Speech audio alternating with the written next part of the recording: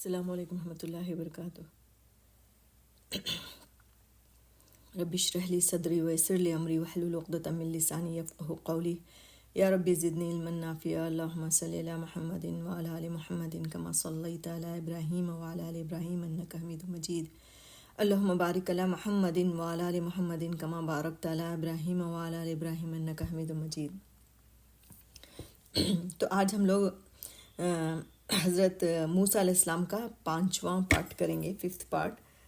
تو اس سے پہلے کی کلاس میں ہم نے یہ جانا تھا کہ کس طرح حضرت موسیٰ علیہ السلام ان کے سامنے دعوت رکھتے ہیں لیکن وہ لوگ قبول نہیں کرتے، اور کس طرح اللہ تعالیٰ جو ہے مختلف عذاب میں جو ہے فرعون اور فرعونیوں کو جو ہے مبتلا کرتا ہے۔ وہ عذاب فرعونیوں کے لیے تھا اور موسیٰ علیہ السلام کی قوم یعنی کہ بنی اسرائیل کے لیے وہ ایک معجزے تھے۔ تو ان دونوں چیزوں کو دیکھ کر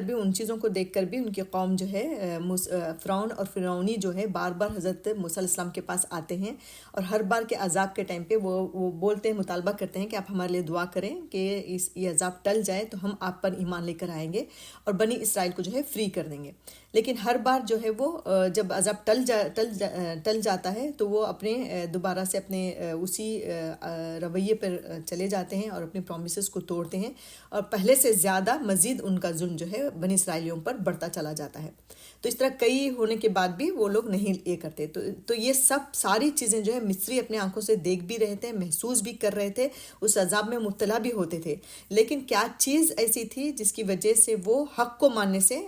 پیچھے ہٹ رہے تھے، حق کے معنی آ رہی تھی۔ تو وہ کیا چیز تھی؟ وہ تکبر اور گھمنڈ تھا۔ ان کے ذہنوں میں صرف یہی بات تھی، دیکھیں جب عذاب میں وہ مبتلا ہوتے تھے تو اس وقت تو وہ سوچتے تھے کہ اب یہ عذاب ٹل جائے تو ہم موسیٰ کے رب کو مان لیں گے، موسیٰ پر ایمان لے کر آ جائیں گے۔ لیکن جیسے یہ عذاب ٹل جاتا تھا تو ان کے ذہنوں میں بس یہی بات رہتی تھی کہ ایک غلام قوم کے سامنے ہم کیسے جھکیں۔ یہ جو تکبر ایک گھمنڈ تھا نا ان کا، تو وہ دوبارہ سے امڑ آتا تھا ان کے اندر کہ غلام قوم جو برسوں سے زمانے سے جو ہمارے لیبر کام کر رہی ہے، ہمارے لیبر بنی ہوئی ہے، ہمارے غلام ہیں، ان کے سامنے ہم کیسے جھک سکتے ہیں؟ ان کے سامنے ہم گھٹنے کیسے ٹیک دیں، کیسے ہتھیار ڈال دیں؟ اس غلام قوم کے ایک فرد کو ہم نبی کیسا مان لیں؟ ان کو نبی ماننے کا مطلب یہ تھا کہ پورے کے پورے طور پر ان کو فالو کرنا، زندگی کا طریقہ ہو یا عبادات ہو، معاملات ہو، بزنس ہو، تجارت ہو یا سلطنت ہو، کچھ بھی ہو، سب کچھ چلے گی ان کے مطابق۔ تو کیسے ہو سکتا ہے؟ مطلب ایک تکبر، ایک گھمنڈی تھا جس کی وجہ سے وہ حضرت موسیٰ علیہ السلام کو نہیں مان پا رہے تھے، حالانکہ نہ صرف عذاب دیکھ رہے تھے بلکہ اس میں خود مبتلا ہو رہے تھے، ہونے کے باوجود وہ بار بار جو ہے اپنے پرومسز کو انہوں نے توڑا۔ تو دیکھیں کہ ہر بار پہلے سے زیادہ وہ بنی اسرائیل پر ظلم و زیادتی بھی کرتے رہے۔ اس کی وجہ بھی یہی تھی کہ گھمنڈ اور تکبر تھا۔ تو معلوم ہوتا ہے کہ گھمنڈ اور تکبر ہی ایک ایسی چیز ہے جو آپ کو مجھ کو، ہم سب کو جو ہے، انسان کو حق بات ماننے سے جو ہے روکتی ہے۔ کہیں بھی دیکھیں، چھوٹے سے چھوٹا بھی معاملہ ہو، ہمارے گھریلو خاندانی معاملات ہو، دوستوں کا معاملہ ہو، کہ صرف گھمنڈ اور تکبر کی وجہ سے ہم جو ہے ایک صحیح بات سامنے والے کی نہیں سمجھ سکتے۔ مطلب کیا ہوا کہ مین جو چیز ہے وہ گھمنڈ اور تکبر ہے۔ جہاں پہ گھمنڈ اور تکبر ختم ہو جائے گا وہاں پہ جو ہے انسان کا دشمن بننا کم کر دے گا۔ وہ اچھی بات کو ریسیو کرنا، اس کو سمجھنا، اس کو اپنے اندر سرایت کرنا سیکھ جائے گا، رائٹ؟ تو گھمنڈ اور تکبر سب سے پہلی چیز ہے کہ اس کو جڑ سے ختم کرنے کی ضرورت ہے۔ پھر دیکھیے کہ آخر یہ سلسلہ جو ہے ان کا ظلم و زیادتی کا چلتا رہا، کئی دن گزر گئے۔ اس کے بعد اللہ تعالیٰ نے آخرکار جب ان کی زیادتیاں، جب ان کا ظلم بنی اسرائیل پر حد سے زیادہ بڑھ گیا، تب اللہ تعالیٰ نے ایک دن حضرت موسیٰ علیہ السلام کو حکم دیا کہ راتوں رات اپنے قوم کو لے کر مصر سے نکل جاؤ، جس کو سورہ شورا میں اللہ تعالیٰ فرماتا ہے۔ سورہ شورا کی آیت ہے کہ ہم نے موسیٰ کو وحی بھیجی کہ وَأَوْحَيْنَا إِلَىٰ مُوسَىٰ أَنْ أَسْرِ بِعِبَادِي، ہم نے موسیٰ کو وحی بھیجی راتوں رات میرے بندوں کو لے کر نکل جاؤ، یعنی اللہ تعالیٰ کے حکم کا وہ انتظار کر رہے تھے حضرت موسیٰ علیہ السلام۔ جب تک اللہ تعالیٰ کا حکم نہیں آیا تب تک حضرت موسیٰ علیہ السلام بنی اسرائیل کو لے کر فرعونیوں کے ظلم کو سہتے رہے۔ جیسے کہ نبی صلی اللہ علیہ وسلم کے سلسلے میں بھی نا، نبی جو ہوتا ہے وہ اللہ کے حکم کے بغیر جگہ نہیں چھوڑتا۔ یہ حضرت یونس علیہ السلام سے جو غلطی ہوئی تھی ہم نے پڑھا تو اللہ تعالیٰ نے ان کو اس کی سزا بھی دی تھی، پھر جو انہوں نے معافی مانگی تو اللہ تعالیٰ نے ان کو معاف بھی کر دیا۔ نبی صلی اللہ علیہ وسلم کے بارے میں بھی اگر جب آپ پڑھیں گی تو سنیں گی تو نبی صلی اللہ علیہ وسلم بھی اس وقت تک مکہ سے نہیں نکلے جب تک کہ اللہ تعالیٰ کا حکم نہیں آ گیا۔ جب اللہ تعالیٰ کا حکم آیا تب وہ حضرت ابوبکر صدیق کو لے کر نکلتے ہیں، حالانکہ اس سے پہلے انہوں نے بہت سے مسلمانوں کو اجازت دے دی تھی کہ وہ نکل کر جو ہے شام کی طرف چلے گئے، مدینے میں کوئی جا کے سیٹل ہو گئے تھے، لیکن خود وہاں سے نہیں ہٹے تھے۔ تو یہاں پہ بھی اللہ کے حکم کا انتظار حضرت موسیٰ علیہ السلام کر رہے تھے۔ جب اللہ تعالیٰ نے ان کو حکم دیا کہ ہم نے موسیٰ کو وحی بھیجی کہ راتوں رات اپنے بندوں کو لے کر نکل جاؤ، راتوں رات اس لیے کہا تھا کیونکہ آگے کے ترجمے میں اللہ تعالیٰ ہمیں بتاتا ہے کہ نکل جاؤ تمہارا پیچھا کیا جائے گا، یعنی کہ فرعون تمہارا پیچھا کرے گا، اس سے بہتر ہے کہ تم راتوں رات نکلو۔ تو حضرت موسیٰ علیہ السلام جو ہے کیا کرتے ہیں، حضرت موسیٰ اور ہارون نے ایسا ہی کیا کہ وہ ساری قوم بنی اسرائیل کو لے کر رات کی تاریکی سے نکلے، اور اس وقت مفسرین بتاتے ہیں کہ ان کی تعداد پوری 6 لاکھ کی تھی، 1000 2000 لوگ نہیں تھے بلکہ ایک بہت بڑی تعداد تھی بنی اسرائیل کی۔ آپ یاد کریں وہ وقت جب وہ مصر کے یوسف علیہ السلام کے زمانے میں مصر سے ان کے والد ان کے 12 بھائیوں کے ساتھ آتے ہیں، رائٹ، تو اس کے بعد سے اب تک یہ نسل بڑھ کر جو ہے 6 لاکھ کے قریب یا 6 لاکھ سے زیادہ بھی ہو سکتی ہے۔ مفسرین نے ایک نمبر بتایا کہ وہ کوئی کم تعداد نہیں تھے بلکہ کافی تعداد تھی۔ اب ظاہر سی بات ہے یہ پوری 6 لاکھ جو ہے ایک ہی جگہ یا ایک ہی سٹی میں نہیں رہتے تھے بلکہ مصر کے مختلف علاقوں میں رہتے ہوں گے، مختلف شہروں میں وہ آباد رہے ہوں گے۔ تو حضرت موسیٰ علیہ السلام کو ان کو جمع کرنے میں بھی، ان تک پیغام پہنچانے میں بھی ٹائم لگا ہوگا۔ تو ایسا ایک دم پڑھ کے ایسا لگتا ہے کہ وہ بس اللہ تعالیٰ نے ان کے اوپر وحی نازل کی اور وہی دوسرے دن وہ نکل گئے فرعون کے ظلم کے اندر سے۔ تو ایسا نہیں، بلکہ انہوں نے حضرت موسیٰ علیہ السلام نے ایک پلان بنایا ہوگا، پھر انہوں نے جو ہے اپنے مخبر، اپنے میسنجرز جو ہیں لوگوں کو جگہ جگہ مختلف شہروں میں بھیجا ہوگا کہ جا کے بتائیں کہ اب جو ہے ہم لوگ فلان دن یا فلان رات میں جو ہے ہم لوگ نکلنے والے ہیں، سب لوگ جو ہے فلان جگہ پر آ جانا۔ اور وہ بتایا جاتا ہے کہ جو دریا کا ڈائریکشن جو دیا تھا وہ بھی اللہ تعالیٰ نے وحی کے ذریعے حضرت موسیٰ علیہ السلام کو بتا دیا تھا کہ اس دریا تک تم جو ہے اس دریا کے پاس چلے جانا جب ہجرت کر کے نکلو۔ تو انہوں نے سارے لوگوں کو، اپنے قوم کے تمام لوگوں کو یہ خبر پہنچائی، تو سارے کے سارے جو متعین دن تھا ان کا سلیکٹڈ جو رات تھی، اس رات میں جو ہے سب کے سب نکل کر جو ہے اس دریا کی طرف نکل پڑے، چلنے لگے۔ پھر دیکھیں کہ جب یہ نکل گئے وہاں سے تب فرعون کو پتا چلا کہ حضرت موسیٰ سارے بنی اسرائیل کو لے کر نکل گئے ہیں، تو وہ غصے سے پاگل ہو گیا۔ ایک تو فوراً اس نے کیا کیا، تعقب کا ارادہ کیا کہ پیچھا کرتے ہیں، ان کو فالو کرتے ہیں۔ دیکھیے بلکہ اس نے کیا کیا، وہ اس کو فالو کرنے میں اس نے نہ صرف اپنی فوج کو بھیجا، اپنے لشکر کو بھیجا، بلکہ اس نے کیا کیا، اپنے ایوان کو، اپنے اس کی سلطنت کے جو بڑے بڑے سردار تھے، جو بہت بڑے پوزیشنز پہ رہتے تھے، یعنی مخصوص جتنے بھی لوگ تھے وہاں کے خاص، ان تمام لوگوں کو بھی اس بات پر ابھارا کہ سب نکلیں، اور بذات خود بھی وہ جو ہے اس لشکر میں شامل ہو کر نکلا۔ اس کا کیا کہنا تھا، لوگوں کو کیسے اس نے بہکایا ہوگا کہ کہا ہوگا کہ اتنے سالوں سے جو ہے ہمارے پاس فری میں لیبرز تھے، فری میں ہماری غلامی کرنے والے غلام لوگ تھے، جب یہ نکل جائیں گے تو ہمارے چھوٹے موٹے کام کون کرے گا، اور اس کے علاوہ ظلم کس کے اوپر کرے گا، کیونکہ دیکھیں کہ جب انسان کسی کے اوپر ظلم کرتا ہے، بری عادتیں اس کے اندر ہوتی ہیں، تو وہ بری چیز جو ہوتی ہے وہ اس کی نفس کی غذا ہوتی ہے۔ تو ظلم گویا کہ فرعون کی غذا تھی، اگر وہ غذا ہی ختم ہو جائے، اگر وہ کسی کے اوپر ظلم ہی نہیں کرے گا تو پھر وہ تقویت کہاں سے حاصل کرے گا، قوت کہاں سے حاصل کرے گا۔ اپنے لوگوں کو وہ ڈیمو دیتا تھا اپنی طاقت کا، بنی اسرائیل کے اوپر زور و زبردستی کر کر، ان کے اوپر ظلم و زیادتی کر کر، رائٹ، اس کو دیکھ کر اس کے لوگ جو ہیں وہ اتنے سالوں سے اس کے ماتحتی میں رہے، اس کے پیچھے جو ہے انہوں نے اندھی تقلید کی، بلائنڈ اس کو فالو کیا۔ کیوں؟ وہ جو ظلم ان کے اوپر کرتا تھا، اس ظلم کے ذریعے یہ اپنی طاقت کا اظہار کرتا تھا۔ اب جب وہی چلے جائیں گے تو یہ کہاں سے ڈیمو دے گا، کہاں سے اپنی طاقت کا اظہار کرے گا؟ تو یہ سب چیزیں اس کے ذہن میں تھیں، تکبر بھی تھا، گھمنڈ بھی تھا، اپنا کرسی چھن جانے کا وہ فکر بھی تھی، غلام لیبر کے کاموں کی بھی فکر تھی، سب چیزیں اس نے اپنے لوگوں کو بھی کہا کہ کون کرے گا، چلو بھاگو ان کے پیچھے، پکڑو ان لوگوں کو، کیسے بھی کر کے روکو۔ حالانکہ سوچا جائے تو وہ اس کو خوش ہونا چاہیے تھا کہ ایک نبی جو جس کی وجہ سے میری بادشاہت خطرے میں ہے وہ چلا گیا، تو خیر منانی چاہیے تھی کہ میں چلو بچ گیا، میری سلطنت بچ گئی۔ لیکن دیکھیں کہ جب گناہ میں انسان پھنستا چلا جاتا ہے، جب گناہ ایک حد سے آگے جب بڑھ جاتے ہیں تو ان ان کی عقلیں جو ہے معاف ہو جاتی ہیں، ان سے جو ہے صحیح فیصلے صادر نہیں ہوتے، وہ ان سے اللہ تعالیٰ قوت فیصلہ چھین لیتا ہے، ان سے ہدایت چھین لیتا ہے، ان سے جو ہے رہنمائی چھین لیتا ہے، یہ تمام چیزیں چھین لیا. اسی وجہ سے اس کی نظر میں تو وہ بہت اچھا اور بہت عقل مندی کا قدم اٹھا رہا تھا، لیکن اصل میں وہ بہت ہی غلط قدم اٹھا رہا تھا. کہ اس نے کیا کیا، پورے لشکر کو جمع کیا، اپنے پورے سرداروں کو جمع کیا، اور خود بھی جو ہے اس لشکر کا ایک لیڈر کی حیثیت سے، کمانڈر کی حیثیت سے وہ بھی نکلا. تو جب یہ لوگوں نے سب نے پورا فالو کیا، دیکھیں سورہ شورا ہی کی آیت میں سورہ شورا ہی میں اللہ تعالیٰ اس کے بارے میں فرماتا ہے کہ آگے اللہ تعالیٰ فرماتا ہے کہ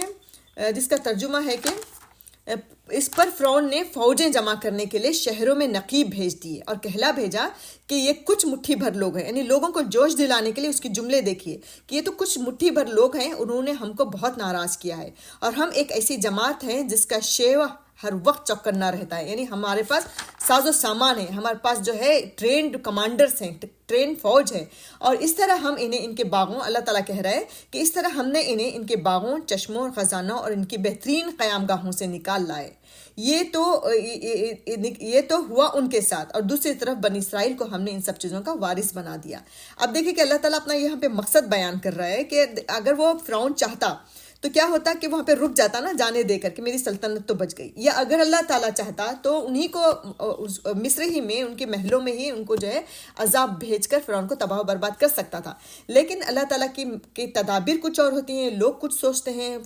چاہے وہ بادشاہ ہو، چاہے وقت کا کتنا بھی بڑا ملینر کیوں نہ ہو، اس کی پلاننگ اور اللہ رب العزت کی پلاننگ میں بہت فرق ہوتا ہے. اور جو اللہ رب العزت کی پلاننگ ہوتی ہے وہی جو ہے برحق ہوتی ہے. تو اللہ تعالیٰ نے یہاں پہ ان کا پلان کیا تھا، اللہ تعالیٰ کا مقصد کیا تھا، یعنی فرعون نے تو یہ کام اپنے نزدیک بہت عقل مندی سے کیا تھا کہ فوجوں کے تعاقب میں گیا، فوجوں کو فالو کرتے ہوئے ان کا پیچھا اس نے کیا. لیکن اللہ تعالیٰ کا مقصد کیا تھا، ان کو محلوں سے باہر نکالنا، اس شان و شوکت کی زندگی سے باہر نکالنا، تاکہ لوگوں کو پتہ چلے کہ یہ جو نکل کر جو ہے اپنی مطلب اس زوم میں کہ میں طاقتور ہوں، میرے پاس فوج ہے، میں اس گھمنڈ کے ساتھ جب وہ نکلے تو ان کو پتہ نہیں تھا کہ وہ جس راستے پہ جا رہے ہیں وہیں پہ ان کی زندگی کا خاتمہ ہونے والا ہے. یہ غرق ہو کر مٹنے والے ہیں، دنیا سے نام و نشان ان کا مٹنے والا ہے. ان کو کچھ خبر نہیں تھی، بس یہ نکلے. لیکن اللہ تعالیٰ کا مقصد کیا تھا کہ ان کے محلات، ان کے سونے چاندی کے جو زیورات، جو ان کی شان و شوکت کی جو زندگی تھی، اس زندگی کو اللہ تعالیٰ برقرار رکھے، تاکہ ان کے پیچھے دیکھنے والے لوگوں کو پتہ چلے کہ یہ جو چیزیں ہیں جس کے لیے تم تکبر میں مبتلا تھے، جس کے لیے تم حق کو ماننے سے انکار کر دیا، یہ دھری کی دھری یہیں رہ گئیں، اور یہ کام نہ تمہارے دنیا میں آ سکی، نہ تمہاری اس بعد والی زندگی میں تم لے کے جا سکے، سب کچھ تم یہاں پر چھوڑ کر چلے گئے. دیکھیں اللہ تعالیٰ چاہتا تو وہیں پہ عذاب نازل کر سکتا تھا، لیکن اللہ تعالیٰ نے ایسا نہیں کیا، اس لیے تاکہ لوگوں کے لیے ایک عبرت کی نشان بن جائے. ان کے وہ محلات، ان کے وہ باغات، اللہ تعالیٰ کہہ رہا ہے دیکھیں کہ انہیں ان کے باغوں، چشموں اور خزانوں اور ان کی بہترین قیام گاہوں سے ہم نے باہر نکالا، تاکہ جو ہے وہ سب لوگوں کے لیے نشان بن جائے، عبرت بن جائے کہ جو بھی شان و شوکت کی زندگی ہے، جو بھی ہماری لگژریز ہیں، جو بھی ہماری گاڑیاں ہیں، گھر ہیں، یہ سب کچھ ہمیں پیچھے چھوڑ کر جانا ہے. اگر جاتا ہے ہمارے ساتھ کچھ تو وہ ہمارے نام اعمال ہیں، نیک اعمال ہیں. نیک جو ہم نے کسی کے ساتھ اچھا معاملہ کیا ہوگا، کسی کو اچھی بات کہی ہوگی، کسی کے ساتھ اچھا رویہ رکھا ہوگا، نمازوں کی پابندی کی ہوگی، عبادات ہمارے اچھے ہوئے ہوں گے، کسی کو ہم نے ضرورت پر اپنی ضرورت کو ختم کر اس کی ضرورت کو پورا کیا ہوگا. ایسی چیزیں جو ہے لے کر انسان جاتا ہے اوپر اللہ تعالیٰ کے پاس اگلی دنیا میں. تو یہ ثابت کرنے کے لیے اللہ تعالیٰ نے جو ہے ان کو ان کے محلات سے باہر نکالا. پھر دیکھیں کہ آگے کیا ہوتا ہے کہ پھر جب فرعون کو پھر جب وہ لوگ آگے بڑھے، فرعون یعنی کہ فرعون سورج کے طلوع ہونے کے پہلے کے ساتھ ہی حضرت موسیٰ اور بنی اسرائیل کے تعاقب میں نکلا. اور جیسے ہی حضرت موسیٰ بنی اسرائیل کے ساتھ بحر احمر کے ایک کنارے پر پہنچے تو پیچھے سے ان کو جو ہے گھوڑوں کی ٹاپوں اور لوگوں کا شور سنائی دیا. اب یہ لوگ چونکہ رات کے اندھیرے میں نکلے تھے، نکل کے بحر احمر تک پہنچنے تک جو ہے سورج طلوع ہو گیا. اور جیسے سورج طلوع ہوا تو فرعون بھی ان کے پیچھے ہی نمودار ہو گیا. تو دیکھا کہ شور کہاں سے آ رہا ہے. جب لوگ بنی اسرائیل پیچھے مڑ کر انہوں نے دیکھا تو پتہ چلا کہ فرعون اپنے پورے لاؤ لشکر کے ساتھ، جتنے بھی اس کے ہتھیار تھے، جتنے بھی اس کا لشکر تھا، کہا جاتا کہ بچہ اس نے جتنے بھی ایک آرمی کا ایک فوجی کو اس نے وہاں پہ نہیں چھوڑا تھا، ایک سردار کو نہیں چھوڑا تھا، خود بھی باہر نکل آیا تھا. تو ظاہر سی بات ہے ان کو پوروں کو ڈبونا تھا اللہ تعالیٰ کو، اسی وجہ سے اللہ تعالیٰ نے ان کو باہر نکالا. اور اسی جگہ پر فرعون کی نظر میں کیا تھا کہ وہ بہت عقل مندی کا کام کر رہا ہے. تو پورے لشکر کے ساتھ وہ قریب آتا ہوا نظر آیا بنی اسرائیل کو. جیسے ہی بنی بنی اسرائیل کا رویہ دیکھیے کہ وہ اتنے معجزات وہ دیکھ چکے تھے حضرت موسیٰ علیہ السلام کے ساتھ، لیکن یہاں پر آ کر پھر سے ان کا ایمان ڈگمگایا، اور انہوں نے کیا کیا، اور پوری کی جب انہوں نے دیکھا کہ پوری کا پوری فوج ان کے پیچھے کھڑی ہے، سامنے سمندر ہے اور آس پاس پہاڑ ہیں، تو اب ہمارا کیا ہوگا، فوراً ان کی زبان سے کیا نکلا کہ اب ہمارا کیا ہوگا، اب ہم تو گئے، ہم تو ختم ہو گئے، سامنے سمندر ہے، پیچھے فرعون ہے اور دائیں بائیں اونچے پہاڑ ہیں۔ جب انہوں نے یہ نازک صورتحال دیکھی تو موسیٰ سے انہوں نے شکایت کی کہ انا لمدرکون، ہم تو پکڑے گئے۔ یعنی اس جملے میں ان کے جو تھا وہ کیا تھا، ایک طرح کا طنز تھا حضرت موسیٰ علیہ السلام کو لے کر۔ ایک ہوتا ہے انسان، ظاہر سی بات ہے کہ انسان ہے، چاروں طرف سے جب راستے بند ہیں تو ایک ڈر پیدا ہوتا ہے، جیسے کہ حضرت ابو بکر صدیق کا بھی جملہ تھا نا، جب ہجرت کے لیے نکلے تھے محمد صلی اللہ علیہ وسلم کے ساتھ، تو جب وہ غار ثور میں جب چھپے ہوئے تھے تو اوپر سے دشمن کے پیر جب نبی صلی اللہ علیہ وسلم کو نظر آنے لگے تو حضرت ابو بکر صدیق نے بھی کہا تھا، لیکن صدیق کا کہنا اور ان کا کہنے میں بہت فرق تھا، لہجے میں۔ ان کے لہجے میں جو تھا ایک طنز تھا، ایک شکایت تھی حضرت موسیٰ علیہ السلام سے کہ آپ تو ہمیں خلافت کی خواب دکھا رہے تھے، خلافت کی بات کر رہے تھے، جبکہ اب ہم کہیں کے نہیں رہیں گے، کم سے کم ہم جو ہے ان کے انڈر غلامی میں زندگی جی تو رہے تھے، غلامی ہی کی صحیح لیکن جی تو رہے تھے، مر تو نہیں رہے تھے، اب تو ہم اپنی جان سے بھی ہاتھ دھو بیٹھیں گے۔ اس طرح کا پورا جو ہے ان کا لہجہ تھا، ان کا طریقہ تھا بات کرنے کا۔ اس طرح بنی اسرائیل جو ہے اپنے کمزور ایمان کا اظہار گویا کہ وہاں پہ کر رہی تھی، تو اس وقت حضرت موسیٰ علیہ السلام نے بالکل ویسا ہی جواب دیا جو نبی صلی اللہ علیہ وسلم نے دیا تھا حضرت ابو بکر کو۔ فرق صرف اتنا تھا کہ حضرت نبی کریم صلی اللہ علیہ وسلم نے کیا کہا تھا اس وقت کہ لا تخف ان اللہ معنا، ڈرو نہیں، اللہ ہمارے ساتھ ہے، ہمارے ساتھ ہے۔ اور یہاں پہ حضرت موسیٰ علیہ السلام کیا کہہ رہے کہ کلا ان معی ربی سیہدین، ہرگز نہیں، اللہ تعالیٰ مجھے بے یار و مددگار نہیں چھوڑے گا، میرا پروردگار میرے ساتھ ہے اور وہ ضرور مجھے راہ دکھائے گا۔ یعنی میرے کا لفظ استعمال کریں، میرے رب کا، اور وہاں پہ نبی کریم صلی اللہ علیہ وسلم کیا کریں کہ اللہ ہمارے ساتھ ہے۔ تو یعنی یہ بتانا یہ مقصد ہے کہ وہاں پہ ابو بکر کا ایمان تھا اور یہاں پہ بنی اسرائیل کا ایمان تھا۔ بنی اسرائیل حالانکہ اپنے سامنے بے شمار معجزے دیکھ چکے تھے، کئی معجزے دیکھ چکے تھے، لیکن اس کے باوجود ان کا رویہ کیا ہونا چاہیے تھا کہ اللہ تعالیٰ نے ہمیں غلامی سے آزاد کروانے کے لیے یہ طریقہ اختیار کیا ہے، اللہ تعالیٰ نے اتنے معجزے وہاں پہ دکھائے، تو نہایت سٹرونگ ایمان ہونا چاہیے تھا ان کا، لیکن یہاں پہ ڈگمگا گئے۔ تو یہاں پہ دیکھیں کہ حضرت موسیٰ علیہ السلام کا کیا جواب تھا کہ ہرگز نہیں، اللہ تعالیٰ مجھے بے یار و مددگار نہیں چھوڑے گا، میرے ساتھ دے گا، وہ ضرور مجھے راستہ دکھائے گا۔ یعنی یہاں غور کرنے کی بات یہ ہے کہ حضرت موسیٰ کا جو توکل تھا اللہ کی ذات پر وہ کیسا تھا۔ ان کا جو یقین تھا وہ یہ تھا کہ یہ جو میں ہجرت کے لیے نکلا ہوں یہ اللہ کے حکم سے نکلا ہوں، اللہ تعالیٰ نے مجھے حکم دیا کہ تم بنی اسرائیل کو لے کر نکلو اور فلاں جگہ جاؤ، تو میں آیا، تو جب اللہ کے حکم کو میں فالو کر رہا ہوں، بظاہر تو واقعی کوئی راستہ نظر نہیں آ رہا فرعون سے بچنے کا، لیکن چونکہ میں اللہ کے حکم کی تعمیل میں یہاں پر آیا ہوں، تو اللہ تعالیٰ مجھے کیسے بے یار و مددگار چھوڑے گا، کیسے اللہ تعالیٰ مجھے تنہا چھوڑ سکتا ہے۔ تو اگر اللہ دیکھے بالکل یہی معاملہ ہمیں بھی شریعت پر عمل کرنے میں یا اللہ تعالیٰ کے احکامات پر عمل کرنے میں ہمارا ایمان بھی ایسے ہی ہونا چاہیے۔ بظاہر ہمیں ایسا لگے گا کہ اگر میں شریعت پر عمل کروں گی، اگر اللہ تعالیٰ کے اس حکم پر عمل کروں گی تو میرے لیے جو ہے مصیبت آ سکتی ہے، میں پریشانیوں کا سامنا مجھے کرنا پڑے گا، سوسائٹی سے، معاشرے سے، یا شوہر سے، یا بچوں سے، یا کسی بھی طرح سے کرنا پڑے گا۔ تو لیکن دیکھیے کہ اگر ہمارا ایمان اس طرح کا ہو کہ یہ اللہ تعالیٰ کا حکم ہے تو اللہ تعالیٰ مجھے کیسے تنہا چھوڑ سکتا ہے نا۔ جیسے کہ مثال کے طور پر اللہ تعالیٰ نے حکم دیا کیسے بھی تمہارے حالات ہوں تم صدقہ خیرات ضرور کرو، رائٹ۔ تو اور کیا کہا کہ پسندیدہ چیز کو زیادہ جو ہے اپنی پسندیدہ چیز کو جو ہے اللہ تعالیٰ کی راہ میں ادا کرو۔ دیکھیں زکوٰۃ کے سلسلے میں ہمیں بہت کم جو ہے قرآن میں ملتا ہے کہ وہ تو فرض ہے ہی، لیکن نفلی صدقات کے بارے میں بے شمار جا بجا ہمیں قرآن کی آیتیں ملتی ہیں کہ اگر آپ اللہ تعالیٰ کی راہ میں دو گے تو 70 گنا بڑا کر دے گا۔ اور وہیں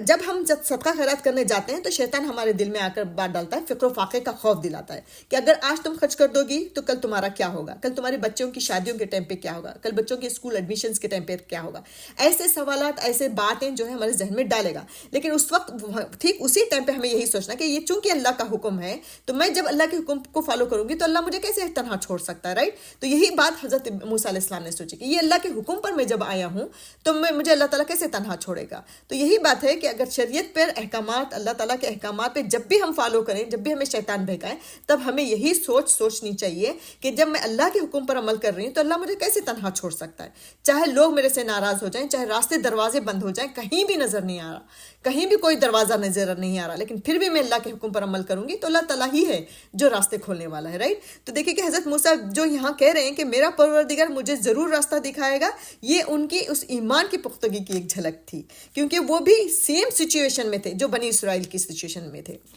بنی اسرائیل جیسے جس سچویشن میں تھی اس ٹائم، وہی حضرت موسیٰ علیہ السلام کے سامنے بھی تھا کہ سامنے سمندر تھا، پیچھے فرعون کی بڑی سی فوج تھی اور آس پاس پہاڑ تھے کہ دوڑ کر جا بھی نہیں سکتے تھے۔ تو بالکل وہی سچویشن، لیکن دیکھیں ایمان کا فرق تھا، ان کا ایمان کمزور تھا تو انہوں نے فوراً شکوے کر دیے، اور حضرت موسیٰ علیہ السلام کا ایمان جو ہے وہ پختہ تھا تو انہوں نے اللہ سے لو لگائی رکھی۔ حالانکہ موسیٰ علیہ السلام کو بھی علم نہیں تھا کہ آگے کیا ہونے والا ہے، آگے راستہ جو ہے سمندر پھٹ کر جو ہے راستہ بنے گا، اس کا کوئی علم حضرت موسیٰ علیہ السلام کے پاس نہیں تھا۔ آپ جیسے ہم نے اب تک پڑھا کہ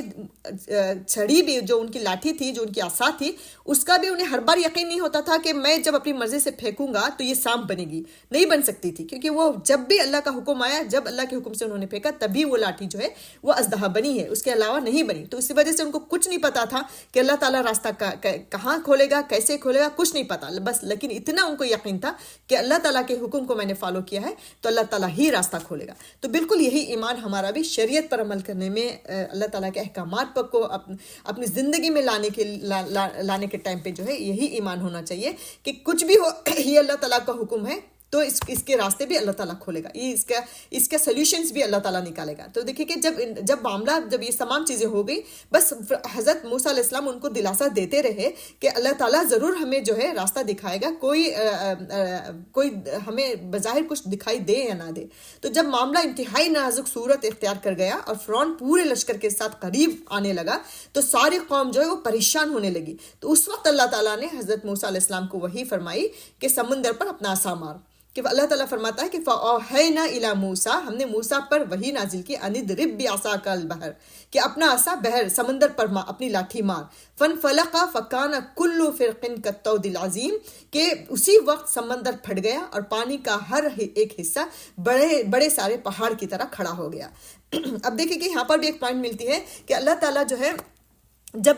اپنے نیک بندوں کو آزمانا چاہتا ہے تو وہ آخری مومنٹ تک آزماتا ہے، ایسے آخری مومنٹ پر کہ اس وقت انسان جو ہے بے صبرا ہو جاتا ہے، شکایتیں شکوے ذہن سے زبان سے آنے لگتی ہیں، رائٹ؟ تو یہ کہ ہمیں اگر اللہ تعالیٰ پر توکل ہے، یقین ہے کہ ہم اللہ کے احکام کو فالو کر رہے ہیں، تو ہمیں آخر مومنٹ تک اس توکل کو نہیں ٹوٹنے دینا چاہیے۔ دیکھیں یہاں پر بھی اللہ تعالیٰ کا مقصد کیا تھا کہ آخر وقت تک ان کو جو ہے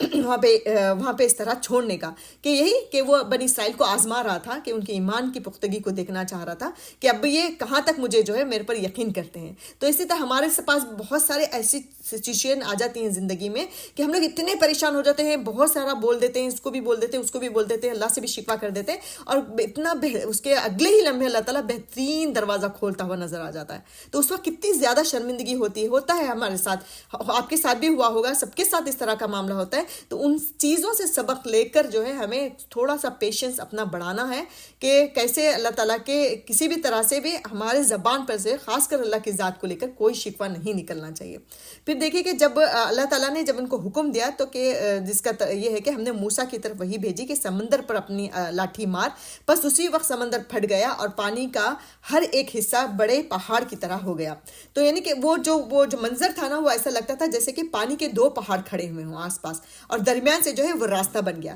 اب دیکھیں کہ حضرت موسیٰ علیہ السلام نے جیسے ہی عصا مارا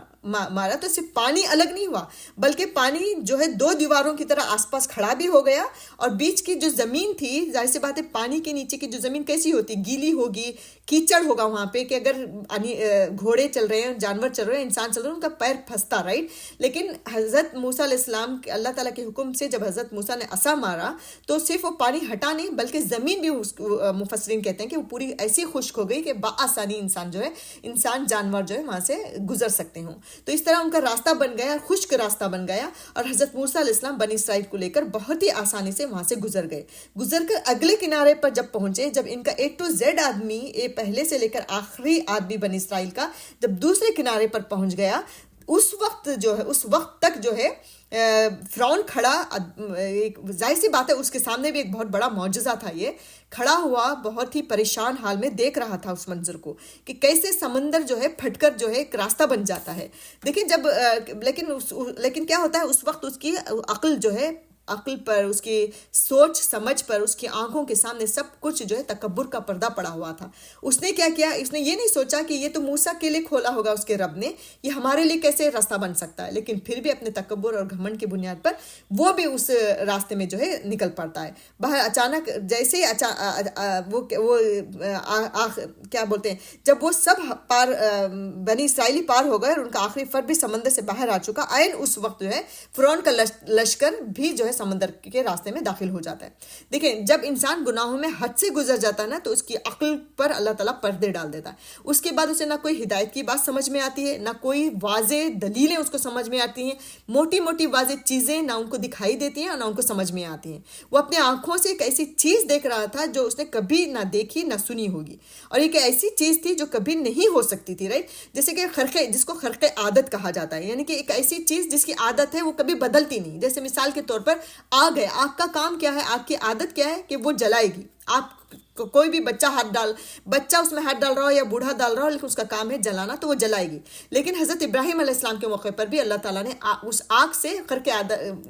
الگ ہٹ کر کام لیا کہ اس آگ کو ٹھنڈا کر دیا، رائٹ؟ تو یہ اللہ تعالیٰ کے معجزے، یہ اللہ تعالیٰ کے یہ کیا بولتے ہیں کارنامے اللہ تعالیٰ کی قدرت کا اظہار کرتی ہیں، اللہ تعالیٰ کی طاقت کا اظہار کرتی ہیں کہ اللہ تعالیٰ جو عادتیں ہیں، جو سورج ہے کہ وہ مشرق سے ہی نکلے گا لیکن قیامت کے دن مغرب سے نکل جائے گا، رائٹ؟ تو یہ چینج نہیں ہونے والی چیزیں ہیں لیکن اللہ تعالیٰ کے حکم سے ہو جاتی ہیں. تو ایسا دیکھ کر بھی فرعون کو جو ہے یہ بات سمجھ میں نہیں آئی، اور اگر وہ ہو رہی ہیں تو اس کو سمجھ جانا چاہیے تھا کہ نہ ہونے والی چیز جب ہو رہی ہے تو اس کو سمجھ جانا چاہیے تھا کہ اس کے پیچھے ایک بہت بڑی ذات ہے جس کا یہ کمال ہے. اور وہ ذات کون ہو سکتی ہے؟ وہ یقیناً موسیٰ کا رب ہو سکتی ہے، کیونکہ موسیٰ کے لیے یہ راستہ بنا ہے، رائٹ؟ وہ جو رب کائنات ہو سکتا ہے. یہ سب سوچنے کے بجائے گھمنڈ تکبر میں وہ اتنا بڑا ہوا تھا کہ خود بھی اس راستے پر اتر گیا. اور دیکھیے کہ جب وہ اترا تو اس کے جو فالوورز تھے، جو اس کی فوج تھی، جو اس کے سردار تھے، جنہوں نے زندگی بھر اس کے ساتھ جو ہے اس کو جو ہے اس کی اندھی تقلید کی تھی، بلائنڈ اس کو فالو کیا تھا، کچھ نہ سوچتے ہوئے، نہ غور و فکر کرتے ہوئے، نہ تدبر کرتے ہوئے. انہوں نے بھی نہیں سوچا، جب ان کے سردار نے نہیں سوچا، ان کے سلطان نے نہیں سوچا، تو وہ بھی ان کے پیچھے اتر گئے. تو یہاں پر یہ بات کہ کسی کی بھی اندھی تقلید جو ہے اسی وجہ سے اسلام منع کرتا ہے کہ بغیر سوچے سمجھے، بغیر تفکر کیے، بغیر اس سوچے جو ہے کسی کو بھی فالو ہمیں نہیں کرنا ہے. ہمیں دیکھنا ہے اگر کوئی کہہ رہا ہے آپ سے کہ اتنے مرتبہ یہ پڑھو گے تو تمہاری پرابلم دور ہو جائے گی، یہ فلاں وظیفے کرو گے تو تمہارے ہسبینڈ وائف میں جو ہے شوہر تمہارا غلام بن جائے گا، پتہ نہیں کیا کیا اس طرح کی چیزیں، تو وہاں پہ ہمیں ٹھہر کر سوچنا ہے کہ یہ کہاں تک ہے، کہ اللہ کی ذات ہی نہیں ہے، مطلب وظیفے سب کچھ ہے، اللہ تعالیٰ کی ذات نہیں ہے. آپ جو ہے بے شمار شرعی احکامات کو توڑتے رہیں، اللہ تعالیٰ کے احکامات کو پیروں تلے کچیلتے رہیں اور وظیفے پڑھ کر اپنی مرادیں، اپنی دعائیں پورے کر لیں. ایسے نہیں ہو سکتا. یہ سب اندھی تقلید ہوتی ہے، لوگوں کو دیکھا دیکھی، یا کسی پیر یا مرشد کے پیچھے بھاگنا، یا کسی ولی اللہ کے پیچھے بھاگنا، یہ تمام چیزیں ایسی ہی ہیں. یہ انہوں نے زمانے بھر سالوں سال جو ہے اس کی اندھی تقلید کی، جس کا نتیجہ تھا کہ سامنے انہوں نے موت دیکھتے ہوئے بھی وہ موت کے کنویں میں کود پڑے اس کو فالو کرتے ہوئے، رائٹ؟ تو دیکھیں کہ پھر اور اس کی فوج اور اس کے جو لوگ تھے جو زمانے سے اس کی اندھی تقلید کر رہے تھے تو اس کے پیچھے گئے اور ان کو یہ معجزہ نظر نہیں آ رہا تھا. اس کے پیچھے پیچھے دریا میں اتر گئے. جب پہلے آدمی سے لے کر آخری آدمی تک دریا میں اتر گیا، یعنی فرعون کے لشکر کا بھی ایک آدمی نہیں بچا تھا خشکی پر. جب پورے کے پورے اتر گئے اور اتر کر جب جیسے وہ سینٹر میں پہنچے دریا کے تو اللہ تعالیٰ نے دوبارہ سے حکم دے دیا حضرت موسیٰ علیہ السلام کو کہ وہ اپنی عصا مارے. اس وقت تک اللہ تعالیٰ حضرت موسیٰ علیہ السلام نے بھی نہیں مارا تھا جب تک کہ اللہ کا حکم نہ آئے. اور اللہ تعالیٰ بھی ایک عبرت لوگوں کے لیے بنانا چاہ رہا تھا کہ جب تک وہ بیچ دریا میں نہیں آ گئے تب تک اللہ تعالیٰ نے حضرت موسیٰ علیہ السلام پر وحی نازل نہیں کی. پھر موسیٰ علیہ السلام نے دوبارہ جب عصا مارا تو پانی کے جو پہاڑ جو کھڑے ہوئے تھے آس پاس وہ دوبارہ دونوں ملنے لگے. کہ پھر دیکھیے کہ جس کا پورا سورہ شورا میں اللہ تعالیٰ فرماتا ہے کہ وَأَنجَيْنَا مُوسَىٰ وَمَن مَّعَهُ أَجْمَعِينَ، ہم نے موسیٰ اور اس کے تمام ساتھیوں کو نجات دے دی، پھر سب دوسروں کو ڈبو دیا. یقیناً اس میں بڑی عبرت ہے اور ان میں سے اکثر لوگ ایمان والے نہیں، اور بے شک آپ کا رب بڑا ہی غالب رہنے والا ہے، بڑا ہی غالب ہے. تو پھر دیکھیے کہ اور جب وہ ڈوبنے لگا، یعنی کہ فرعون جب ڈوبنے لگا جب وہ فرعون جو ہے پانی کی لہروں میں کبھی ڈوب رہا تھا اور کبھی ابھر رہا تھا نا، ڈوبنے سے پہلے بھی تھوڑا بچنے کی وہ کوشش کر رہا تھا، چلا رہا تھا مجھے بچاؤ، میں باہر نکالو اس طرح. تو جب اس نے اس کے بھی کافی دیر کے بعد جب اس نے دیکھا کہ اس کو کوئی بچانے والا نہیں ہے، وہ موت کے کنویں میں جا رہا ہے، موت اس کے سر پر آ کر کھڑی ہے اور اس کی جان نکلنے لگی ہے، تب وہ کہنے لگا کہ میں ایمان لایا. سورہ یونس کی آیت نمبر 90 to 92 میں اللہ تعالیٰ اس کا نقشہ کھینچتا ہے، جس کا ترجمہ ہے کہ ایک منٹ میں بتا رہی ہوں، جس کا ترجمہ کہ ہم نے بنی اسرائیل کو سمندر سے پار کرا دیا، پھر ان کے پیچھے پیچھے فرعون نے اپنے لشکر کے ساتھ ظلم اور زیادتی کے ارادے سے چلا، یہاں تک کہ جب وہ ڈوبنے لگا تو بولا میں ایمان لاتا ہوں کہ اس الہ کے سوا کوئی معبود نہیں جس پر بنی اسرائیل ایمان لائے ہیں، اور میں مسلمانوں میں سے ہوں. دیکھیں لاسٹ مومنٹ پہ جب موت اس کو دکھائی دینے لگی، اس وقت وہ توبہ کے لیے ہاتھ اٹھا رہا ہے، اس وقت وہ معافی مانگتا ہے، اس وقت وہ اللہ تعالیٰ سے کہتا ہے کہ میں ایمان لاتا ہوں. کس پر؟ وہ یہاں پر بھی یہ نہیں کہہ رہا کہ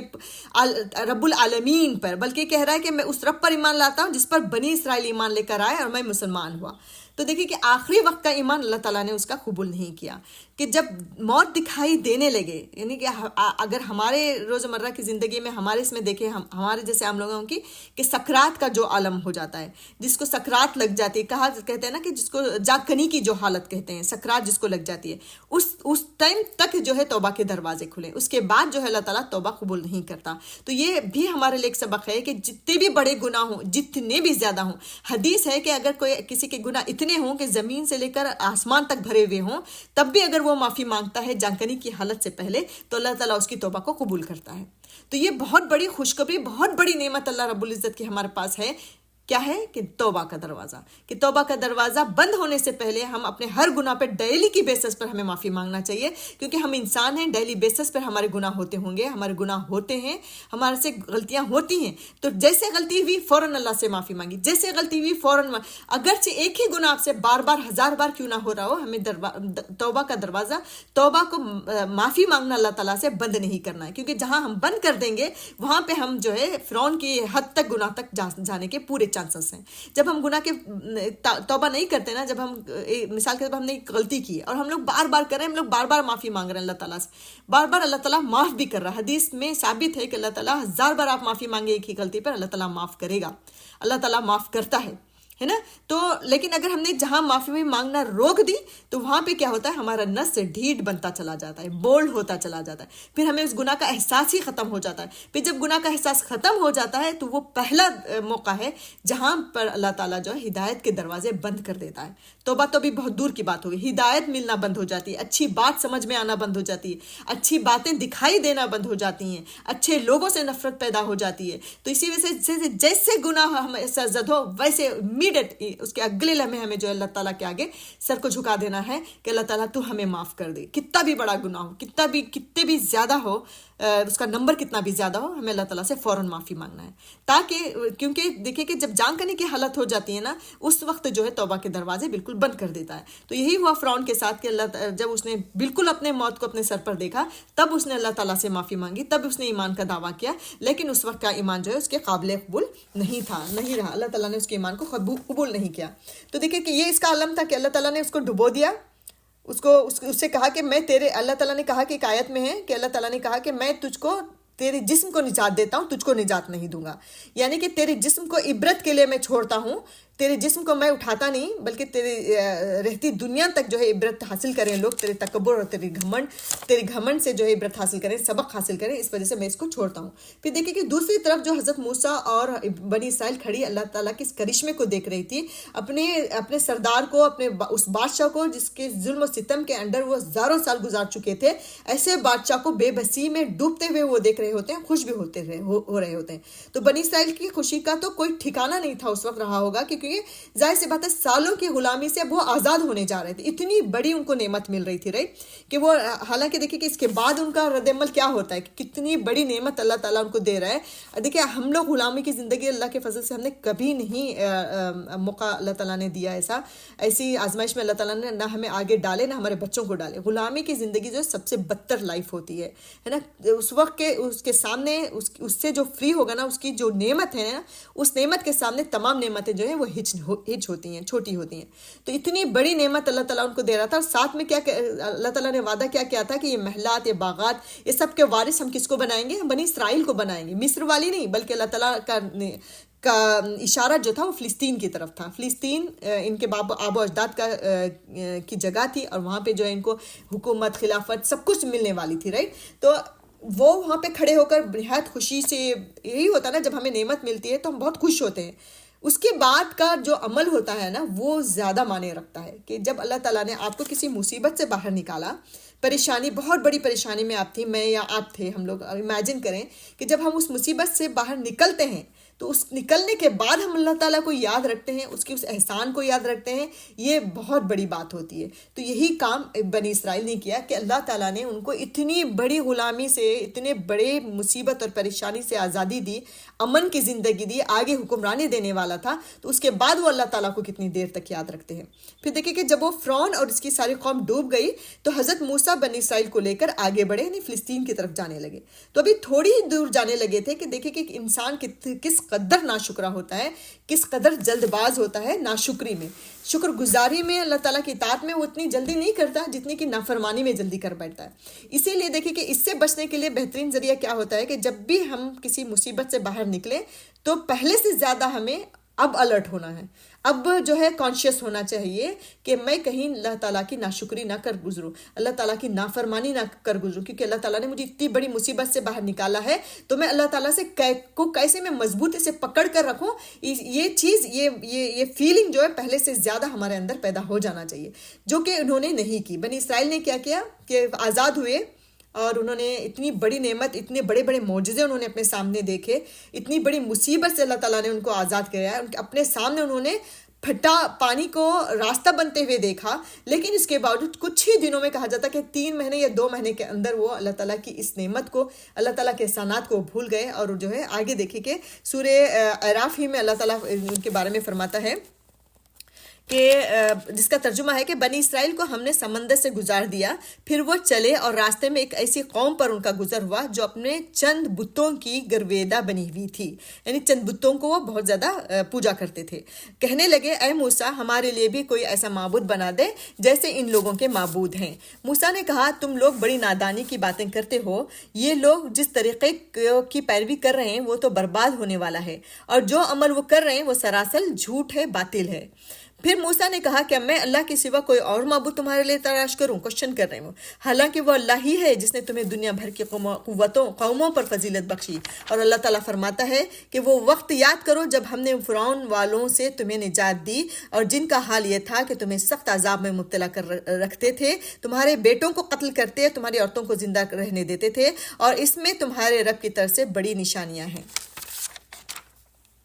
تو دیکھیں کہ وہ جب وہاں سے ساحل سے نکلے تو ساحل کے کنارے کنارے ایسا ہوا کہ جب وہ فرعون تو ڈوب گیا، رائٹ، ایک طرف تو فرعون ڈوب گیا، اس کے وہ جو بھی سلطنت تھی، زیور اپنے پورے ساز و سامان کے ساتھ وہ پانی میں، دریا میں ڈوب گئے. پھر ادھر یہ لوگ حضرت موسیٰ علیہ السلام ان کو لے کر جو ہے فلسطین کی طرف نکل پڑے، کہ جب راستے میں جا رہے تھے تو وہ دریا کے کنارے کنارے سے جا رہے تھے. تو اس کا اگر نقشہ دیکھیں گے آپ تو آپ کو پتہ چلے گا کہ اس کے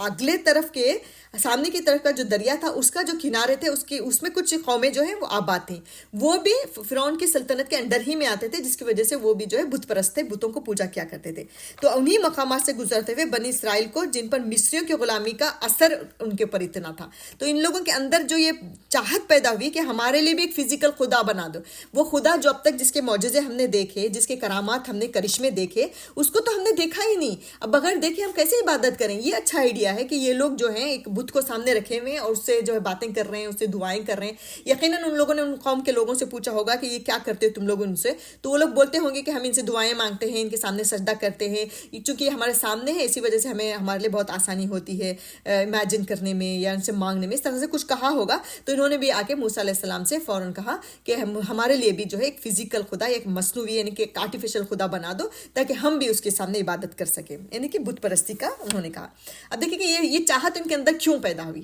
یہ سوال یہ ہمیں اپنے اندر بھی دیکھنا ہے کہ ایسے کوشچنس، ایسی چاہتیں، ایسی وشز ہمارے دلوں میں کیوں پیدا ہوتے ہیں لوگوں کو دیکھ کر. کیونکہ دیکھیں کہ یہ زمانے سے سالوں سے جیسے اب تک ہم نے ہسٹری پڑھی ان کی کہ حضرت یوسف علیہ السلام کے زمانے سے لے کر اب تک وہ غلام بنے ہوئے تھے. یوسف علیہ السلام کے بعد کے زمانے ایک دو بادشاہ کے بعد سے غلامی کی زندگی یہ مصر میں گزار رہے تھے. اور مصر کون سی قوم تھی؟ بت پرست قوم تھی, رائٹ. تو وہ بتوں کو پوجا کیا کرتی تھی. تو زمانے سے جب ان کے ساتھ رہ رہے تھے تو ان کا کلچر, ان کا ٹریڈیشنز, ان کی تمام چیزیں ان کے اندر سرایت کر گئی تھی, ان کے اندر ایسی گھس گئی تھی, رچ بس گئی تھی کہ ایک صرف 2-3 مہینہ جو ہے ان کے لیے انف نہیں تھا کہ وہ ان چیزوں سے اپنے دلوں کو, اپنے جسموں کو پاک کر سکے. لہٰذا اب ظاہر ہے کہ زمانوں سے وہ جس ماحول میں رہتے تھے اس کا اثر اتنا جلدی ختم ہونا ممکن نہیں تھا. تو اسی اثر کی وجہ سے انہوں نے حضرت موسیٰ سے ڈیمانڈ کیا کہ ہمیں بھی ایک فزیکل خدا یا جو ہے آرٹیفیشل خدا چاہیے جس کی ہم عبادت کر سکیں. دیکھیں کہ اسی لیے دیکھیں کہا جاتا ہے کہ محفلیں اچھی ہونی چاہیے, صحبت اچھی ہونی چاہیے, ہمارے ارد گرد کا ماحول اچھا ہونا چاہیے, ہمیں اپنے بچوں کو ایک اچھا ماحول دینا چاہیے تاکہ ان کے جو کچے ذہن ہیں, جو ان کی کچی فطرت ہے, اس پر اچھے نقوش ثبت ہوں, اچھے ماحول کے اثرات ہوں, تاکہ وہ جب بڑے ہوں تو ان کو مشکل نہ ہو, جب ان کے سامنے ایک دین کی اچھی بات آئے, ایک بڑا کام کرنے کو ملے تو وہ اسے جھجکے نہ, اس کو پریشانی نہ ہو, رائٹ. اب اس لیے دیکھیں کہ ہمارے اپنے معاشرے کا بھی ہمیں جائزہ لیتے رہنا چاہیے کہ میں کس ماحول میں ہوں, میرے اندر کیا چیزیں سرایت کرتی جا رہی ہیں, کیا چیزیں ہیں جو گھستی چلی جا رہی ہے, جس کو کھریچ کر نکالنا جو ہے بہت مشکل ہو جاتا ہے جب آپ عمل کرنے کے لیے آتی ہیں. تو لہٰذا دیکھیں کہ اب ہمیں بھی سوچنا ہے کہ جو میرے گھر میں جو چل رہا ہے, جو میں اپنے ماں باپ کو کرتے ہوئے دیکھ رہی ہوں سالوں سے, وہ آیا اسلام کا حصہ ہے یا رواجوں کا حصہ ہے, رائٹ. تو یہ چیزیں بہت, اگر آپ غور کریں گی تو ہمارے اندر بھی بہت ساری ایسی چیزیں ہیں جس کو ہم اسلام سمجھ کر رہے ہوتے ہیں, لیکن اس کا کوئی تعلق دین سے نہیں ہوتا. ایسا کیوں ہے؟ کیونکہ دیکھیں کہ ہماری ہسٹری اگر دیکھیں, میری اور آپ کی, یا ہمارے جو بھی اردو بولنے والے لوگ ہیں, کہاں تھے ہم لوگ؟ ہندوستان میں تھے, انڈیا میں تھے, رائٹ. اور انڈیا میں پاکستان ہے, بنگلہ دیش ہے, یہ تمام چیزیں انڈیا ہی کا حصہ ہیں. اور انڈیا میں کون سی غالب قوم تھی؟ وہ بت پرست قوم تھی, ہندو لوگ تھے جو بتوں کو پوجا کیا کرتے تھے. تو ان کے ساتھ رہ کر ہمارے باب و اجداد کے اندر بھی ان کی بہت ساری ایسی چیزیں رچ بس گئیں جو کہ رواج کے نام پر ہمارے اندر گھستی چلی گئی, جس کو آج اب کے دور کے لوگ جو ہے اسلام سمجھ کر کرتے ہیں, رائٹ. تو ہمارے اوپر بھی ہمارے بہت سارے اثرات غیر مسلموں کے ہیں, کیونکہ ہمارے آبا و اجداد وہاں پہ گزارے ہیں, ہم نے بھی بہت سارا زندگی کا حصہ وہاں پہ گزارا ہے. جیسے کہ مثال کے طور پر چراغاں, دیا جلانا, رائٹ. دیا وہ لوگ جلاتے ہیں, وہ ان کے عقیدے کا ایک حصہ ہے. ہمارے ہاں دیکھیں کہ شروع ہو گیا مزاروں پہ چراغیں جلانا, گھروں میں چراغ جلا دیتے ہیں, اگربتی جلا دیتے ہیں. یہ تمام چیزیں کہاں سے آئیں؟ وہ ہندوؤں کے عقیدوں سے آئی نا, کلچر ہی نہیں, بلکہ یہ ان کا مذہبی حصہ تھا, مذہب کا ایک طریقہ تھا کہ وہ چراغ جلاتے تھے, دیا جلانا یا اگربتیاں جلانا. اسی طرح جو ہے چلتے چلتے وہ ایک دین کا حصہ انہوں نے بنا لیا مسلمانوں نے, کہ وہ مزاروں پہ جلاتے ہیں یا جمعرات کے دن جلاتے ہیں کہ اس وقت برکت کے دن ہوں گے. اور اس کے علاوہ دیکھیں کہ نظر کو توڑنے کے لیے, نظر بد سے بچانے کے لیے اللہ کے نبی صلی اللہ علیہ وسلم نے کیا کہا کہ آیت الکرسی تینوں قل کا اہتمام کرو. نظر بد کی دعا اللہ تعالیٰ نے, اللہ کے نبی صلی اللہ علیہ وسلم نے باقاعدہ بتا دی. لیکن چونکہ ہمارے اوپر جو ہے ہندوؤں کا اثر ہے, ہمارے آبا و اجداد پر ہندوؤں کا اثر تھا, کیونکہ ان کے ساتھ وہ انہوں نے کئی سال گزارے, تو کیا کرتے ہیں کہ کالا دھاگا باندھ دیا, یا مچیاں توڑ کے ڈال دی, رائی کے دانے توڑ دیے, نمک کوئی توڑ رہا ہے, کوئی انڈے پھوڑ رہا ہے, کوئی مرغی اتار رہا ہے. یہ تمام چیزیں کہاں سے آئیں؟ یہ تمام چیزیں ہندوانہ کلچر سے آئیں, رائٹ. تو آج ہم کتنا بھی کہیں کہ ہم مومن ہیں, ہم مسلمان ہیں, ہم کلمہ گو ہیں, ہم شریعت کو فالو کرنے والے ہیں, لیکن ہم صرف زبان کی حد تک یہ سب چیزیں کرتے ہیں. لیکن فالو ہم اصل میں کس کو کر رہے ہیں؟ وہی ہندوانہ رواج, وہی آب و اجداد کے اندر جو گھسی ہوئی چیزیں تھیں, آج کے ماڈرن دور میں بھی ہم اسی چیز کو فالو کر رہے ہیں. یہ سب غور طلب بات ہے, غور کریں, سوچیں بیٹھ کر کہ کیا کیا ایسی چیزیں ہیں جو اسلام سے ریلیٹڈ نہیں ہیں لیکن ہمارے اندر داخل ہو چکی ہیں, اور ہم اس کو بہت عقیدے کے ساتھ کرتے ہیں. حالانکہ دیکھیں کہ پورے عقیدے کے, پورے اسٹرانگ بلیف کے ساتھ جب لوگ مرچی اتارتے ہیں یا مرغی اتار کے پھینکتے ہیں تو وہ ٹھیک بھی ہو جاتے ہیں, ہے نا, کہ کیونکہ یہ ذہنی چیزیں ہوتی ہیں. اللہ تعالیٰ نے کہا ہے نا کہ جیسے تم میرے ساتھ رہو گے میں ویسے تمہارے ساتھ رہوں گا, تم جس چیز کے اوپر بھروسہ کرو گے وہی تمہیں دیتا رہے گا, لیکن اصل چیز پتہ چلے گی جب ہم مر کر جائیں گے, وہاں پہ اللہ تعالیٰ حساب کرے گا. یہاں پر تو آپ ایک انڈا اس طرح اتار دیں گے تو یقیناً آپ کی بیماری اس وقت کے کچھ دیر کے لیے ٹھیک ہو جائے گی, لیکن جو عقیدہ جو آپ نے گرایا اس کا جواب اللہ تعالیٰ کے پاس آپ کو آخرت میں دینا پڑے گا. گا. تو یہی ہے کہ یہ تمام چیزیں ہیں. اور اس کے علاوہ دیکھیں کہ ہندوانہ کلچر میں کیا ہے کہ بیٹیوں کو وراثت نہیں دی جاتی, رائٹ. ان کے یہاں کیا ہوتا ہے, جہیز کا معاملہ ہے, جہیز دے دیا جاتا ہے یا شادی دھوم دھام سے کر کے کہہ دیا جاتا ہے کہ ہو گیا, بیٹی کا حصہ وراثت میں نہیں ہے. جبکہ شریعت کیا کہتی ہے کہ بیٹی کا بھی حصہ وراثت میں ہے. شادی اگرچہ تم جو ہے بہت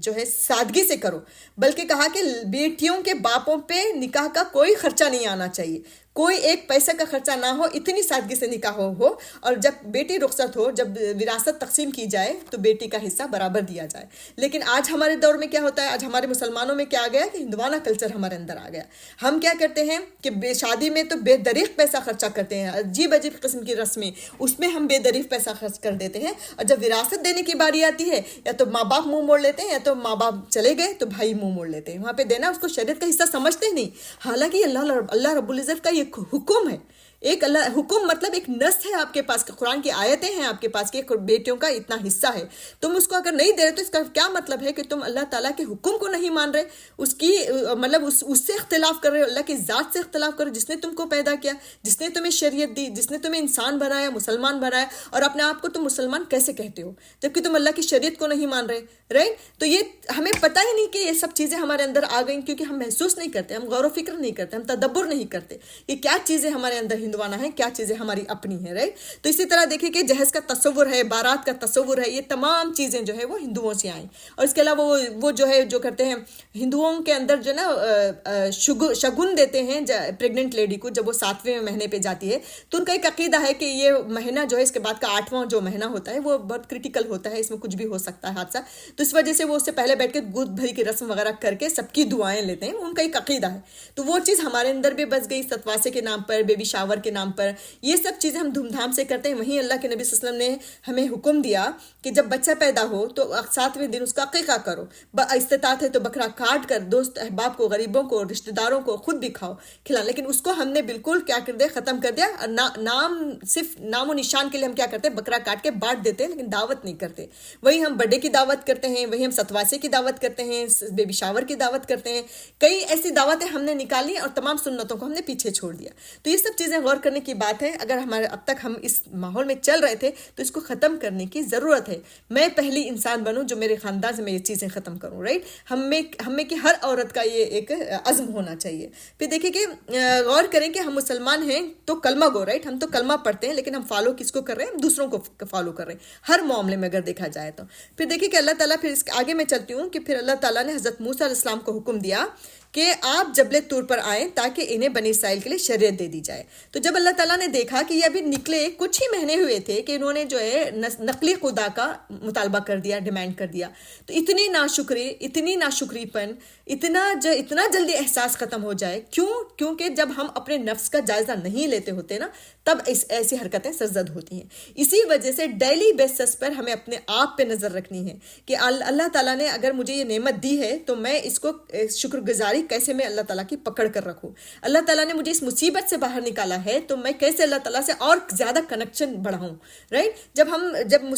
مصیبت پڑتی ہے تب تو ہم اللہ تعالیٰ کو یاد کرتے ہیں, بہت ساری دعائیں کرتے ہیں, کہتے ہیں اللہ تعالیٰ سے بہت سارے وعدے بھی کرتے ہیں کہ ایک بار اللہ تعالیٰ اس مصیبت سے باہر نکالا, میں کوئی نماز میری قضا نہیں ہوگی. لیکن جیسے اس مصیبت سے باہر آئیں گے تو سب سے پہلے ہم اللہ تعالیٰ کے سے کیے ہوئے اس وعدے کو توڑتے ہیں, رائٹ. تو بہت زیادہ کانشیس ہونے کی ضرورت ہے, خاص کر جب نعمتیں زیادہ ہوں, جب لگژریز ہمارے پاس زیادہ ہوں, اس وقت زیادہ جو ہے شیطان غالب آنے کے پورے چانسز ہیں. تو اس وقت جو ہے ہمیں جو ہے زیادہ سے زیادہ اللہ کی طرف توجہ رکھنا ہے. پھر دیکھیں کہ جب اللہ تعالیٰ نے یہ محسوس کیا تو اللہ تعالیٰ نے کیا کیا, سب سے پہلے سوچا کہ ان کو ایک ایسا قانون دے دیا جائے جس کے تحت یہ اپنی زندگی گزاریں. تو مفصل قانون, ایک تفصیلی قانون ان کے پاس ہو کہ اللہ کی عبادت اگر تمہیں کرنا تو کس طرح کرنا ہے, کھانا ہے تو کون سی چیز کھانی ہے, حرام حلال, یہ تمام چیزیں میں بتا دوں. اس وجہ سے اللہ تعالیٰ نے حضرت موسیٰ علیہ السلام کو حکم دیا کہ آپ جبل طور پر آئیں تاکہ انہیں بنی اسرائیل کے لیے شریعت دی جائے. اور اس کے لیے 40 دن کی اللہ تعالیٰ نے میعاد مقرر کی. حضرت موسیٰ پورے 40 دن کی میعاد مقرر کی اللہ تعالیٰ نے کہ 40 دن کے لیے بلایا. پہلے تو 30 دن کے لیے بلایا تھا, قرآن میں ہے کہ اس کے بعد اللہ تعالیٰ نے بڑھا کر اور 10 دن کر دیے تاکہ پوری یکسوئی کے ساتھ پہلے حضرت موسیٰ علیہ السلام ہی خود تیار ہو جائیں اللہ تعالیٰ کے اس بھاری کلام کو ریسیو کرنے کے لیے، ہے نا، کہ 40 دن تک جو ہے پہاڑ پر گزاریں، روزے رکھیں، دن رات عبادت کر کے، تدبر اور تفکر کر کے، دل و دماغ کو ایکسو کر کے اس اللہ تعالیٰ کے اس بڑے کلام کو ریسیو کرنے کے حضرت موسیٰ علیہ السلام کے اندر ہی ایک صلاحیت، ایک قوت پیدا ہو جائے. اس وجہ سے اللہ تعالیٰ نے ان کو 40 ڈیز کے لیے بلایا. تو دیکھیں کہ جانے سے پہلے انہوں نے کیا کیا، حضرت ہارون علیہ السلام کو اپنا نائب بنایا کہ میرے پیچھے اب تم میرے جانشین ہو، تم ان کو سنبھالو گے، اور اور پوری قوم کو بھی کہا کہ آپ ان کی بات مانیں گے. ان کو ایک جگہ چھوڑ کر حضرت موسیٰ علیہ السلام آگے بڑھتے ہیں اور بہت تیزی سے چلتے ہوئے کوہ طور تک پہنچتے ہیں. تو کوہ طور پر حضرت موسیٰ علیہ السلام کا یہ آپ یاد رکھیں کہ یہ دوسرا وزٹ تھا نا. پہلا وزٹ کون سا تھا، ہم نے پڑھا تھا کہ جب وہ مدین سے نکلے تھے شادی ہو کر اپنے سسر کی 10 سال خدمت کر کے، جب وہ واپس نکلے تو جب کوہ طور پہ جو ہے اللہ تعالیٰ سے یہ ہوئی تھی ان کی، اللہ تعالیٰ نے ان کو نبوت سے نوازا تھا، رائٹ. وہ پہلی وزٹ تھی. یہ دوسری وزٹ ہے جب اللہ تعالیٰ اس وقت اللہ تعالیٰ باضابطہ شریعت دینے کے لیے ان کو بلایا تھا. تو کیونکہ ایک لمبے عرصے تک یہ لوگ غلامی میں رہے تھے، جس کی وجہ سے ان کے دلوں میں شرک، بت پرستی جو ہے رچ بس گیا تھا،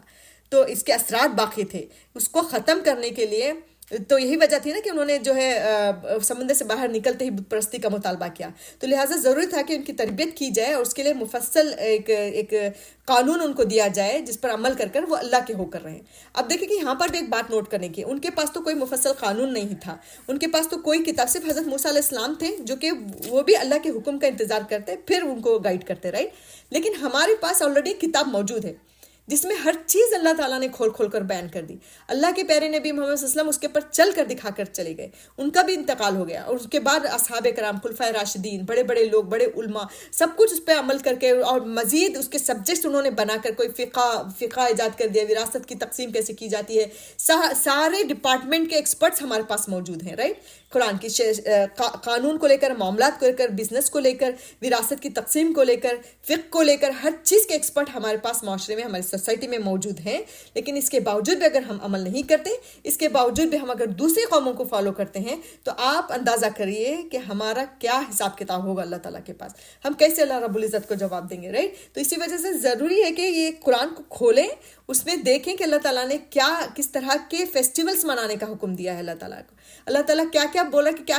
نبی صلی اللہ علیہ وسلم کی سنتوں کو دیکھیں کہ نبی صلی اللہ علیہ وسلم جب سیلیبریٹ کرتے تھے تو کیا چیز سیلیبریٹ کرتے تھے. نبی صلی اللہ علیہ وسلم نے ہمیں حکم دیا صرف 2 عیدوں کو سیلیبریٹ کریں گے، ایک عید الفطر، ایک عید الاضحیٰ، رائٹ. تو 2 عیدیں. تو اب دیکھیں کہ مسلمان اس پہ تو چھٹیاں، اب یہاں پہ اگر ہم دیکھیں تو بہت سارے لوگ عید پہ چھٹی بھی لینا ضروری نہیں سمجھتے. تو یہ چیزیں ہوتی ہیں جس کو ہمیں فالو کرنا ہے. یہ ہالووین ہے، تھینکس گیونگ ہے، برتھ ڈے پارٹیز ہے، یہ سب چیزیں دوسری قوموں کی ہیں. ذرا آنکھیں کھلی رکھیں، دماغ کو اوپن رکھیں کہ کوئی بھی چیز سامنے آ رہی ہے تو اس کو فوراً فالو نہ کریں، اس کو سوچیں، اس کو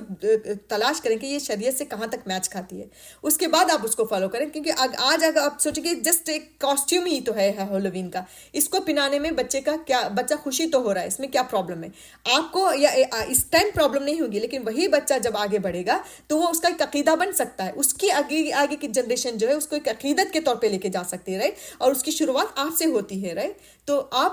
کو جواب دینا پڑے گا اللہ رب العزت کے سامنے. تو لہٰذا ہمیں آنکھیں کھلی رکھنی ہے. سوسائٹی میں رواج ہو، کوئی بھی کلچر ہو، کوئی بھی فیشن ہو، کوئی بھی آ رہا ہو، تو ہمیں ضرور چیک کرنا ہے کہ یہ ہماری شریعت سے، ہمارے اسلام سے کہاں تک میل کھاتا ہے. تو لہٰذا دیکھیے کہ اس کے بعد اللہ تعالیٰ ان کو بلاتا ہے کوہ طور پر، جس کا پورا ترجمہ جو ہے سورہ اعراف میں اللہ تعالیٰ فرماتا ہے کہ میں نے پڑھ دیا شاید وہ ترجمہ، کہ ایسا وہی کہ بنی اسرائیل کو ہم نے سمندر سے گزار دیا، پھر وہ چلے اور راستے میں ایک ایسی قوم پر سے ان کا گزر ہوا. یہ ہو گیا. پھر یہ ہے نا کہ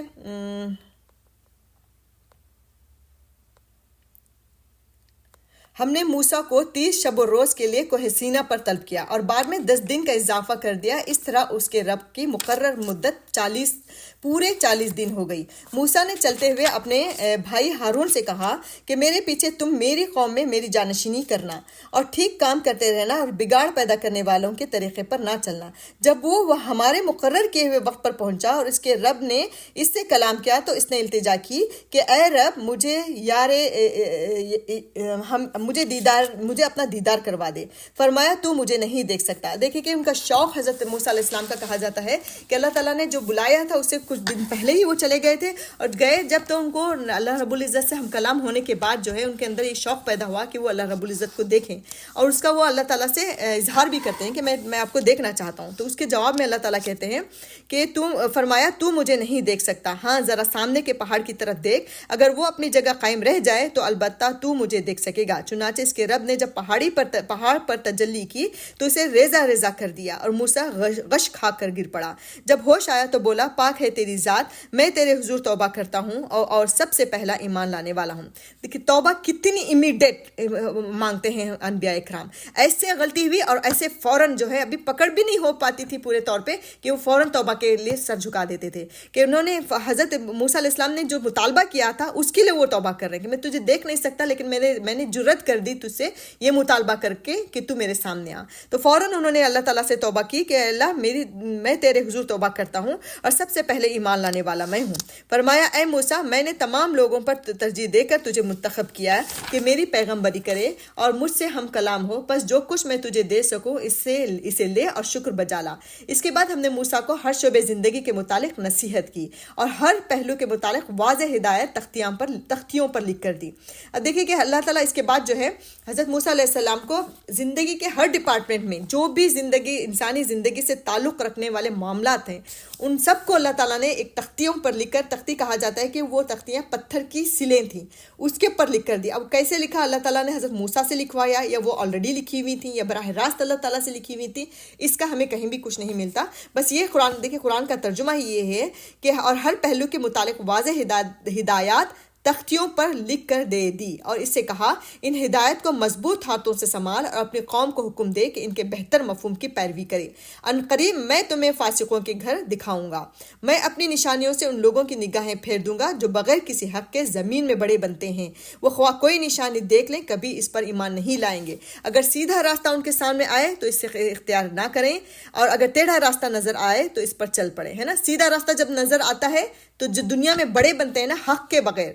اگر آپ کے پاس حق کی بات ہے, صحیح بات ہے, سچی بات ہے تو وہ الگ بات ہے, لیکن اگر حق کی بات ہے بھی نہیں تب بھی آپ بڑے بن رہے ہیں تو اللہ تعالیٰ کیا کر رہا ہے, ایسے لوگوں کو ٹیڑھے راستے صحیح نظر آتے ہیں. ٹیڑھے راستے, جنگلی بن کر پھر رہے ہیں, جانور بن کر پھر رہے ہیں, بلی بن جانا, مرد کا عورت بن جانا, عورت کا مرد بن جانا, یہی تمام چیزیں ان لوگوں کو لبھاتی ہیں, یہی پسند آنے لگتی ہیں. تو اس لیے انہوں نے ہماری نشانیوں کو جھٹلایا اور ان سے بے پرواہی کرتے رہے. ہماری نشانیوں کو جس کسی نے جھٹلایا اور آخرت کی پیشی کا انکار کیا اس کے سارے اعمال ضائع ہو گئے. کیا لوگ اس کے سوا کچھ اور جزا پا سکتے ہیں کہ جیسا کریں گے ویسے بھریں گے. یعنی اللہ رب العزت یہاں پہ کہہ رہا ہے کہ جو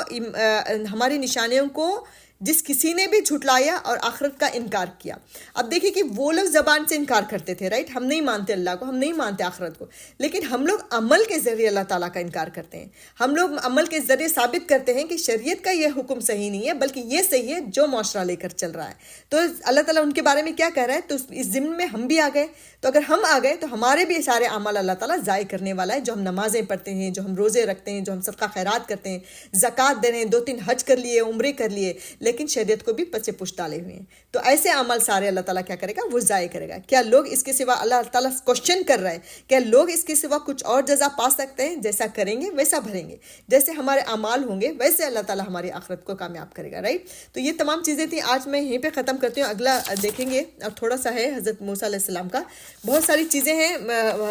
جیسے میں نے بتایا کہ حضرت موسیٰ علیہ السلام ہی کا ایک واقعہ ہے جو بہت تفصیل سے اللہ تعالیٰ نے بیان کیا ہے, کیونکہ ان کے ساتھ ان کی جو قوم تھی اس کے اندر کی جو ساری برائیاں ہیں وہ ہمارے اندر بھی ہیں, ہے نا. تو اس لیے ہمارے لیے بہت زیادہ اسباق اس میں سے مل سکتے ہیں, لیسنس مل سکتے ہیں. اسی وجہ سے اللہ تعالیٰ نے قرآن میں اس کا بہت زیادہ ذکر کیا ہے کہ ہم اس کو اوپر پڑھیں, غور و فکر کریں اور اپنے اعمال کو سدھارنے کی کوشش کریں. تو اللہ رب العزت سے بہت زیادہ دعا ہے کہ اللہ تعالیٰ ہمیں صحیح معنوں میں اسلام پر عمل کرنے والا بنائے, شریعت پر عمل کرنے والا بنائے, نعمتوں پہ شکر گزار بنائے, اور جو ہے ناشکری سے اللہ تعالیٰ ہمیں بچائے. وآخر دعوانا الحمدللہ رب العالمین. سبحانک اللہم و بحمدک نشہد ان لا الہ الا انت نستغفرک و نتوب الیک. السلام علیکم و رحمۃ اللہ وبرکاتہ.